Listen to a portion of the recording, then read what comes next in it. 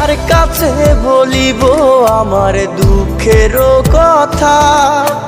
স্বপ্ন ভাঙা কত কঠিন, পাই না পূর্ণতা। আমি কার কাছে বলিব আমার দুঃখের কথা? স্বপ্ন ভাঙা কত কঠিন, পাই না পূর্ণতা। আমার চোখের জলে ভাসে নদীরে, আমি নিজেই নিজে একা কাঁদিরে। আমি নিজেই নিজে একা হাসিরে। আমায় দেখলে সবাই পাগল বলে রে।